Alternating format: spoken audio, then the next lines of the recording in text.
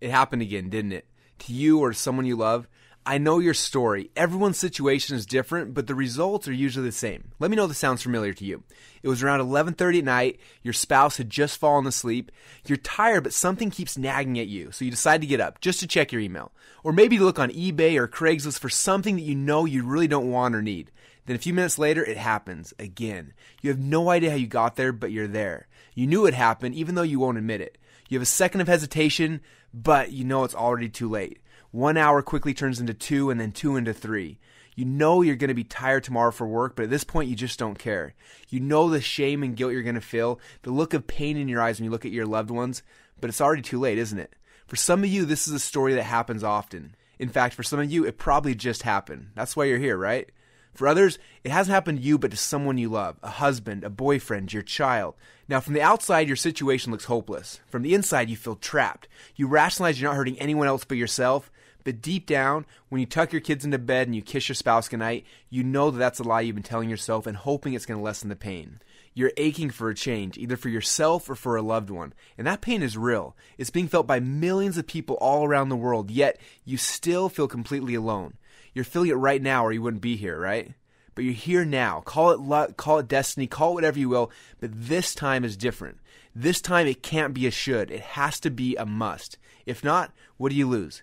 Your wife, your family, your job, your self-respect, your relationships. But it's deeper than that, isn't it? Do you have kids? What are their names? How will their lives be affected if you don't change yours right now? How will they look at you in 5 years from now, in 10 years, or on your deathbed? How are they going to remember you? You're writing your history right now, day by day, and if you don't like what's being written, now is your only chance to change, because tomorrow, as we know, never comes. But I know what you're thinking. I've tried it before. I've tried to use my willpower to stop. I've tried to use tools to block my computer from visiting those websites. I've promised myself over and over again that this time I would stop. But you didn't, did you? It's just like in Star Wars when Luke Skywalker told Yoda that he would try. If you remember, Yoda responded, "No, try not, do or do not, there is no try." Up to this point, you've probably tried many things. People usually find us in this video after they've tried many things and failed, usually more than once. And believe me, the path to overcoming pornography addiction is paved with people trying to stop. But this addiction is much harder than they first think. Brain studies have shown that pornography addiction is comparable to cocaine or heroin addiction. In fact, did you know it's harder to quit porn than crystal meth or crack? But people don't talk about this silent killer. Although millions of people are silently struggling with it, lives and families are being destroyed every day because of it. But almost as bad are the millions of people who struggle with this addiction daily and live in misery every waking day trying to find a way out for themselves and their families.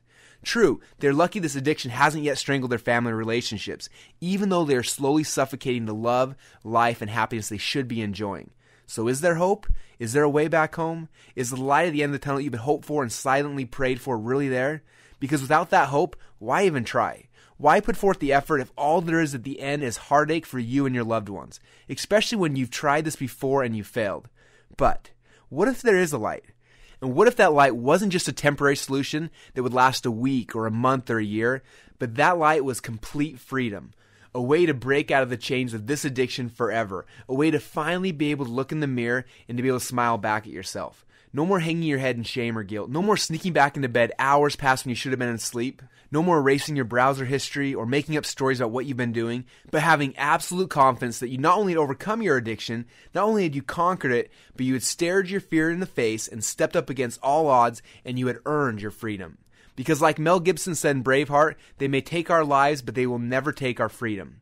But it doesn't stop there, because after you change, you're going to start to notice other changes too. At first, it's going to seem small, almost unnoticeable. It will start with your spouse or your partner. The way they look at you will change. The way they act around you will change, because you have changed. And then you're going to start to notice it with your kids, not because they will know anything's different, but because you become the person that they need to reach their potential. It'll start to trickle down into your job and your other responsibilities. Your confidence will grow, your happiness will increase, and your pain, the same pain and fear that was tying you down and keeping you from your full potential, that was destroying you, your relationships, and your family, will now be gone. Almost as if it had never even been there. All because you were finally able to stop trying and finally do. Now imagine what your life would be like when you've reached this point. Just picture yourself. You just reached the top of the mountain. Your arms are outstretched over your head. A deep sigh comes out and a smile grows across your lips because you know you've made it. I want you to hold that picture in your mind for a minute because I'm about to reach out my hand to you to pull you up to higher ground. But before I reach out my hand and give you the tools that you need to forever free yourself from this addiction, you need to know that the trail to the top of this mountain is laced with traps set up and designed to destroy you. Now, if you've tried to quit in the past, then you know these traps are there. They are real, and more than once they've caught you, haven't they? It's impossible to succeed if you don't know how your enemy is trying to destroy you. These traps have destroyed and continue to destroy millions of people every single year, and they will destroy you again if you aren't careful. Now, the first trap is what I like to call symptom-based cures.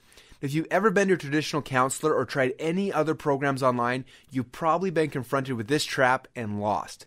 They spend lots of time trying to discover the triggers that ignite your cravings, and then they show you the techniques to block these triggers. Now, while it seems like a logical approach, the problem is that the triggers are not the problem. It's just a symptom of the real problem. You can cover the symptoms, but if you don't fix the root problem, the solution is just temporary.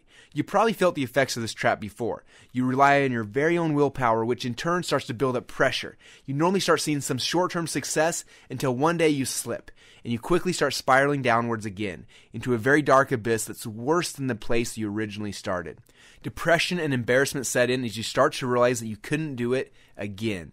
And the fear of failure pushes you deeper and deeper into a hopeless cycle, driving you back into the silent killer that you were trying to escape in the first place. Have you ever experienced that trap before? It's not an easy one, is it? Now, the second trap deals with addictions as a whole. Most people mistakenly think that all addictions are the same. If you're addicted to alcohol or drugs or tobacco, it's not the same thing as being addicted to pornography. And how you overcome pornography is not the same way that you overcome other addictions. Good-meaning people who are trying to help just don't understand this. And so they give their advice, well-meaning advice, that's wrong and potentially deadly to your efforts. Let me explain. In a normal sexual experience, your body releases 4 important neurochemicals. Now, these chemicals can give us almost unmatched happiness and joy with our partners. The first is called dopamine. Now, dopamine creates a feeling of ecstasy and arousal and focuses your energy on the experience. It creates a dependency based on your sexual experience and your partner.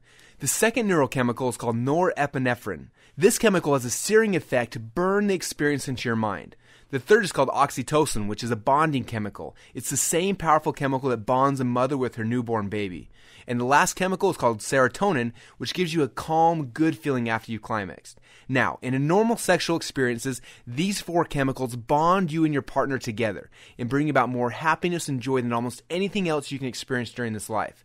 But when you're viewing pornography, these same chemicals are released by your body. But instead of bonding you to your partner, they bond you to an imaginary fantasy and images. It creates confusion in your mind, and it can actually destroy the bonds you have with your spouse, your kids, and your family. So while people think that other addictions are similar to pornography addictions, they are wrong. Because of the power of these chemicals and the bonding and the searing that comes from them, it's much more difficult to break the patterns of abuse if you don't understand how these elements are working against you. And the third trap is the one that's the most scary for me, because this is the one that I personally dealt with myself. The third trap is called hopelessness. Now, not long ago, I was just like you.